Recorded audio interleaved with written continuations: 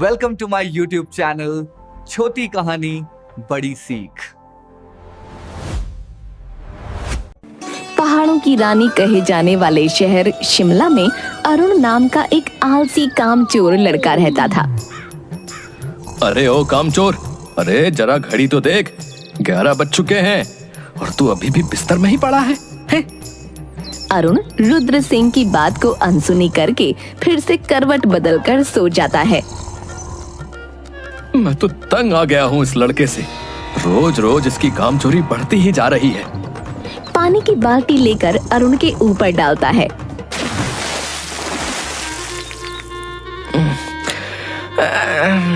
क्या बापू सोने भी नहीं देते?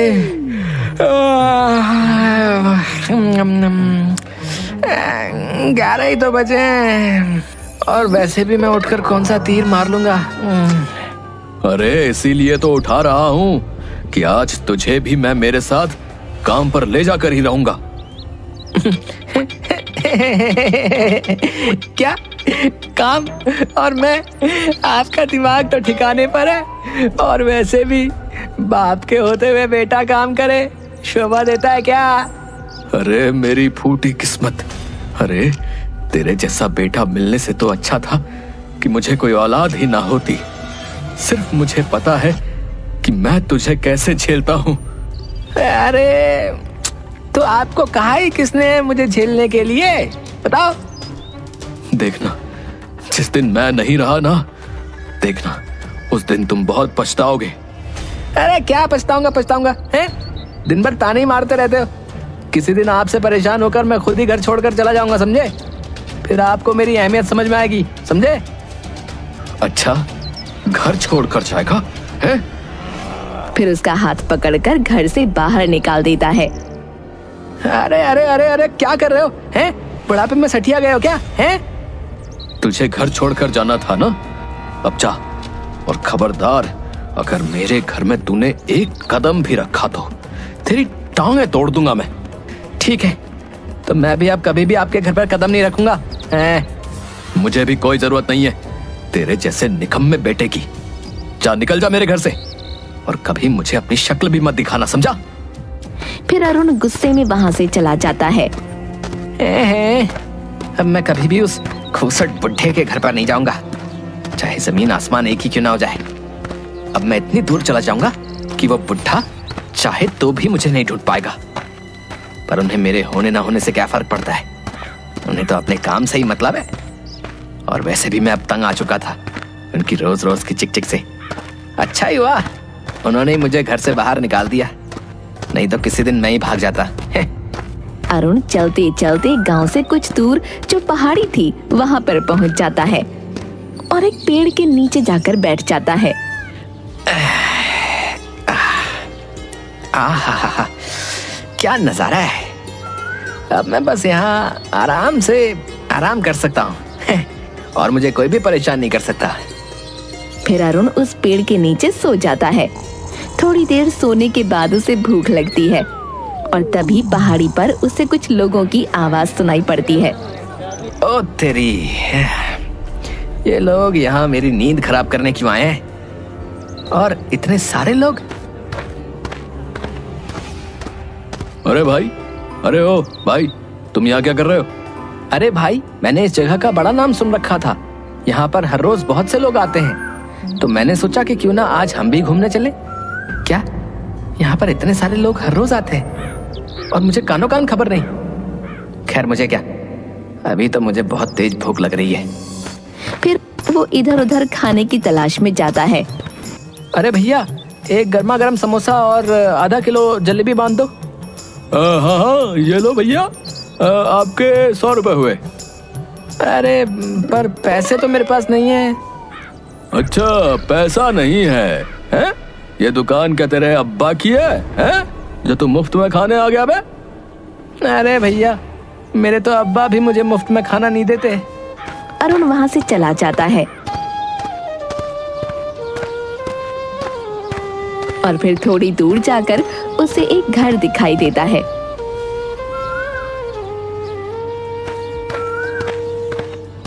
अरे भाई, कुछ खाने को मिलेगा क्या? अरे ओ, भीख मांगनी है तो कहीं और जाकर मांग। इतना हट्टा कट्टा तो है, कुछ काम दाम ही कर ले। आ जाते हैं सुबह सुबह मुंह उठाकर। अच्छा ठीक है भाई, खाना नहीं तो कम से कम थोड़ा पानी पिला दो। ठीक है। फिर वो आदमी अरुण के लिए पानी लेकर आता है। अरुण पानी पीकर फिर से उस पहाड़ पर चला जाता है। कितना भटका, पर कोई भी मदद करने के लिए तैयार नहीं है। बापू सच्ची कहते थे कि ये दुनिया ऐसी नहीं है जैसी हम सोचते हैं। यहाँ जब तक किसी को काम नहीं पड़ता तब तक कोई किसी की मदद नहीं करता। एक दो दिन वो ऐसे ही बिना खाए पिए रहता है। आज तो 2 दिन हो गए, पेट में कुछ भी नहीं गया। अगर आज और मैंने कुछ नहीं खाया तो मैं तो बिना मौत से ही मर जाऊंगा। एक काम करता हूँ, आज मैं किसी की थोड़ी बहुत मदद कर दूंगा तो वो कम से कम मुझे एक वक्त का खाना तो दे देगा।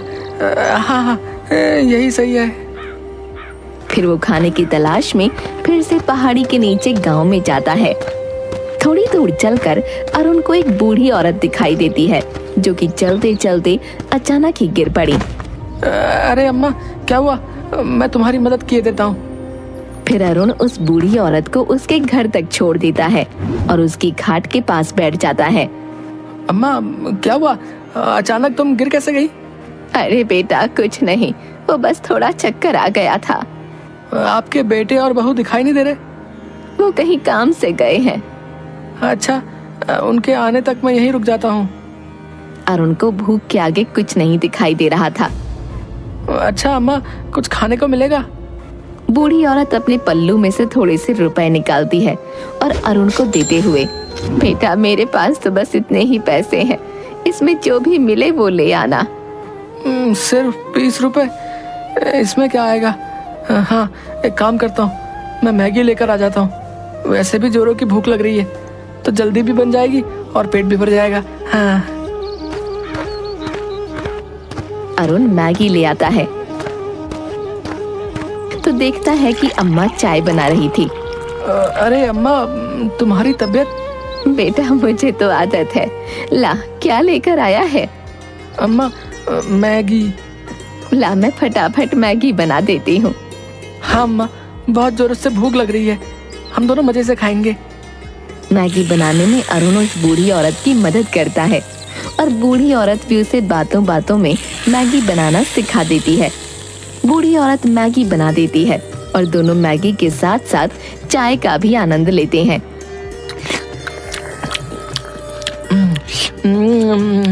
अरे वाह अम्मा, क्या मैगी बनाई है। ऐसी मैगी तो मैंने आज तक नहीं खाई। फिर दोनों मजे से चाय और मैगी खाते हैं। अरुण एक दो दिन उस औरत के पास रहकर उसकी सेवा करता है। अगले दिन, अच्छा अम्मा, अब आप ठीक तो है ना? हाँ हाँ बेटा, अब मैं बिल्कुल ठीक हूँ। अच्छा तो अम्मा, अब मैं चलता हूँ। रुक जा बेटा, जाने से पहले मैं तुझे कुछ देना चाहती हूँ। क्या अम्मा? औरत उसके संदूक में से एक डिब्बा निकालती है। ये ले बेटा, इसमें एक खास तरह का जादू मसाला है। इसे बस चुटकी भर किसी भी व्यंजन में डालेंगे तो उसका स्वाद 4 गुना बढ़ जाएगा। अच्छा ठीक है अम्मा, अपना ध्यान रखना, अब मैं चलता हूँ। अरुण फिर से उस पहाड़ी पर चला जाता है।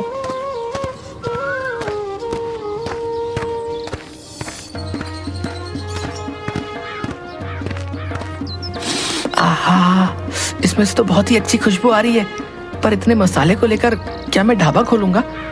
हाँ, ये तो बहुत ही अच्छा आइडिया है, पर ढाबा किस चीज का खोलूं? वैसे भी मुझे तो कुछ बनाना ही नहीं आता। अरे हाँ, अम्मा ने मुझे मैगी बनानी सिखाई तो थी, और वैसे भी उसमें ज्यादा मेहनत भी नहीं होती, और यहाँ आसपास कोई मैगी की दुकान भी नहीं है। हाँ।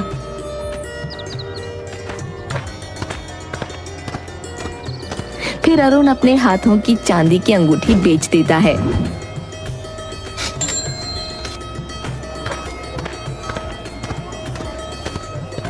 और आसपास से कुछ लकड़ियां और टेंट का जुगाड़ करके पहाड़ पर एक चाय और मैगी की दुकान खोल लेता है। अरुण की दुकान पर एक आदमी आता है। अरे भाई, एक प्लेट चाय मैगी लगा ना। अरे हाँ हाँ, अभी लगाता हूँ।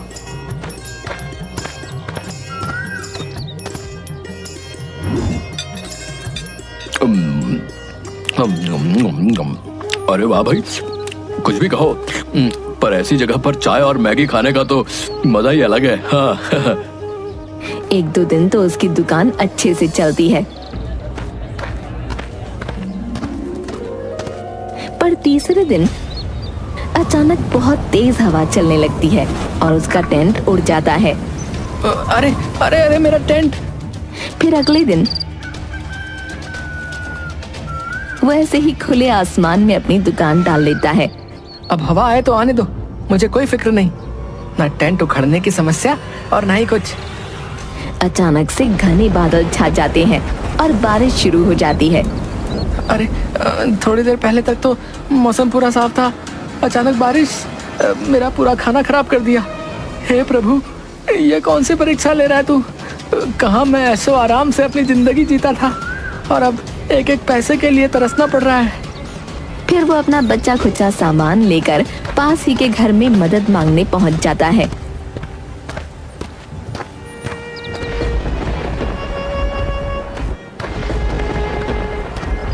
अरे भाई साहब, मुझे बारिश बंद होने तक क्या आप अपने घर में जगह दे सकते हैं? अरे हाँ भाई, क्यों नहीं। अरुण उस आदमी के घर में आ जाता है। अरे भाई, यहाँ एक अम्मा रहती थी, नजर नहीं आ रही, तुम उनके बेटे हो ना? हाँ हाँ भाई, पर तुम उन्हें कैसे पहचानते हो? कुछ दिन पहले उनकी तबीयत खराब हो गई थी, तो मैं एक दो दिन उन्हीं के पास रहा था। अच्छा, तो वो तुम ही थे जिसने मेरी माँ का इतना ध्यान रखा था। गांव वालों ने मुझे बताया तो था। हाँ, कहाँ है अम्मा? मुझे उन्हें कुछ बताना है। और उनकी तबीयत तो ठीक है ना? अम्मा, ओ अम्मा। अब तुम चाहकर भी उन्हें कुछ नहीं बता सकते। कुछ दिन पहले ही उनका देहांत हो गया। क्या देहांत हो गया? मैं किसी काम से बाहर गया था और जब वापस आया तो अगले दिन ही अम्मा की तबीयत बहुत ज्यादा खराब हो गई और आसपास के लोगों ने मुझे तुम्हारे बारे में बताया था। मैंने तो सोचा ही नहीं था कि मैं तुमसे मिल भी पाऊंगा या नहीं, पर तुम यहाँ पहाड़ी पर क्यों रहते हो और कहां से आए हो? अरे वाह, आइडिया तो तुम्हारा बहुत अच्छा है। वैसे भी यहाँ पर बहुत से लोग आते जाते रहते हैं और आसपास कोई मैगी की दुकान भी नहीं है, तो दुकान तो तुम्हारी बढ़िया चलेगी। तभी उस आदमी की छोटी सी बेटी वहाँ आ जाती है। पापा पापा, मुझे भी मैगी खानी है। अरे बेटा, अब इतनी बारिश में मैं तुम्हारे लिए मैगी कहाँ से लेकर आऊं? अरे भाई साहब, मेरे पास जो है थोड़ी सी मैगी बची है, आप इस बच्ची को वो खिला दीजिए। पापा, आप भी खाकर देखिए। फिर वो लड़की अपने पापा को भी मैगी खिलाती है। अरे वाह, ऐसी मैगी तो मैंने आज तक कभी नहीं खाई। अरे भाई, अब तो तुम्हारे यहाँ मेरे रोज ही आना जाना होगा। नहीं नहीं भाई, अब मैं कुछ नहीं करने वाला, बस बहुत हुआ। मैं कितनी भी कोशिश करता हूँ, पर इस पहाड़ पर दुकान टिकती नहीं। अरे नहीं भाई, मैं सच कहता हूँ, ऐसी मैगी तो पूरे शहर भर में नहीं मिलेगी। तुम कहो तो मैं तुम्हारी कुछ मदद कर देता हूँ। वैसे भी तुमने मेरी माँ की बहुत सेवा की थी। वैसे बात तो सही है, अगर मैं मैगी की दुकान नहीं खोलूंगा तब भी मुझे कोई ना कोई काम तो अपने लिए ढूंढना ही पड़ेगा, और इतनी ज्यादा मेहनत ना बाबा ना। एक काम करता हूँ, इसकी बात मानकर पैसे ले लेता हूँ और एक छोटी सी दुकान खोलकर अपना काम आगे बढ़ाता हूँ। ठीक है भाई, पर तुम्हें मेरी दुकान पर अपनी बेटी को लेकर हर रोज आना पड़ेगा। अरे नहीं भाई, अगर रोज रोज इसे लेकर आया तो इसकी आदत खराब हो जाएगी। और दोनों हंसने लगते हैं। फिर अरुण उसकी मदद ले लेता है और कुछ ही दिनों में एक छोटी सी दुकान तैयार कर लेता है। धीरे धीरे उसकी दुकान अच्छी खासी चलने लगती है। पहाड़ी पर आने वाले लोग उसके हाथों की चाय और मैगी खाए बिना नहीं जाते। एक दिन अरुण की दुकान पर कुछ आदमी आते हैं। अरे भाई, एक मैगी और चाय लगाना। मैं बहुत दूर से तुम्हारी दुकान की तारीफ सुनकर आया हूँ। अरुण बूढ़ी औरत के दिए हुए जादुई मसाले से मैगी बनाता है। अरे भाई, खुशबू इतनी अच्छी आ रही है तो सोचो कि मैगी कितनी अच्छी होगी, है? फिर अरुण सभी को मैगी देता है। अरे वाह भाई, जितना सुना था ये मैगी तो उससे भी ज्यादा स्वादिष्ट है भैया। अगले महीने मेरी बेटी का बर्थडे है तो मैं उसके जन्मदिन पर भी तुम्हारे हाथ की मैगी का स्टॉल लगवाऊंगा। हाँ, अरुण खुश हो जाता है। कुछ दिनों बाद अम्मा का बेटा भी अरुण की दुकान पर आता है। अरुण उसे देखकर तुरंत पहचान जाता है। अरे भाई साहब, अपने हाथों की गर्मा गर्म एक प्लेट चाय मैगी लगाना। वो गुड़िया तो आज जिद पर ही अड़ गई थी कि उन अंकल के हाथों की मैगी ही खानी है, तो क्या था, फिर मैं ले आया उसे।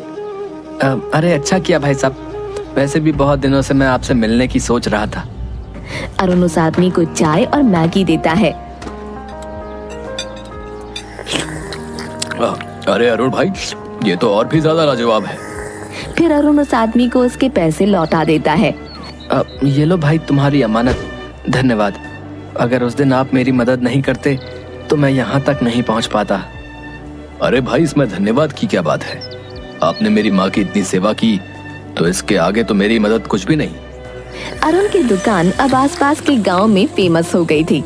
उसने अब अपनी दुकान में अलग अलग तरह की मैगी बनाना शुरू कर दी थी और धीरे धीरे करके उसने एक ढाबा बना लिया और अब उसने अपनी मदद के लिए कुछ आदमी भी लगा लिए थे। एक दिन कहाँ मेरी जिंदगी बिल्कुल निकम्मे जैसी थी और आज मैं एक ढाबे का मालिक हूँ। बापू सही कहते थे, पर अब उनके सामने जाने की हिम्मत ही नहीं होती। पर सच में उनकी बहुत याद आती है। थोड़ी देर बाद जब वो ढाबे में कुछ लोगों को मैगी और चाय दे रहा था तब वो कुछ लोगों की बातें सुनता है। अरे भाई, सुना तूने? पास के मंदिर में एक आदमी और औरत अपने बेटे को वापस पाने के लिए 4 दिनों से भूखे प्यासे ही पड़े हैं, बेचारे कहीं के। अरे भाई, काहे का बेचारा है? पहले तो उसने खुद ही अपने बेटे को घर से बाहर निकाल दिया और अब उसे ढूंढने के लिए मन्नत मांग रहा है। अरे भाई, पर सुना है कि वो लड़का कोई कामकाज नहीं करता था, हैं? इसीलिए गुस्से में आकर उसके बाप ने निकाला था।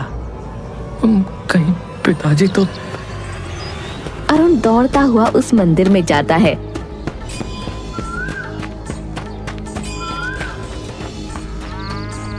मंदिर में पहुंचकर एक आदमी औरत को देखता है जो कि भूखे प्यासे मंदिर में बैठे थे। अरुण अपने पिता के पास जाकर उन्हें गले से लगा लेता है।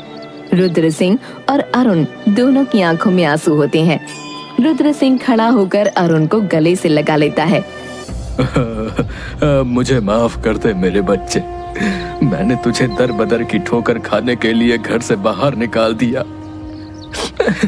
नहीं बापू, अगर उस दिन आप मुझे नहीं निकालते तो मैं इतने बड़े ढाबे का मालिक ना होता। मुझे माफ कर दो बापू, मैंने आपकी बात नहीं मानी। क्या ढाबे का मालिक?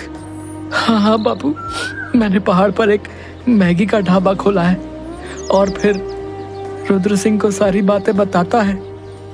मैंने तुझे कहां कहां नहीं ढूंढा। चल अब घर चल। अरे बापू, पर आप पहले मेरे ढाबे पर तो चलिए।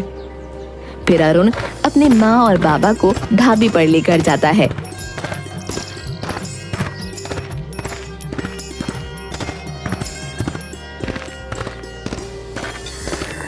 अरे वाह बेटा, इतना बड़ा ढाबा, ये तेरा है क्या? हाँ बापू, हाँ, ये मैंने अपनी मेहनत से खड़ा किया है। मुझे हर पल आपकी बहुत याद आई। फिर रुद्र सिंह अरुण को गले से लगा लेता है। मुझे तुझ पर गर्व है मेरे बच्चे। अब चल, घर चल। तेरे बिना घर जैसे काटने को दौड़ता है।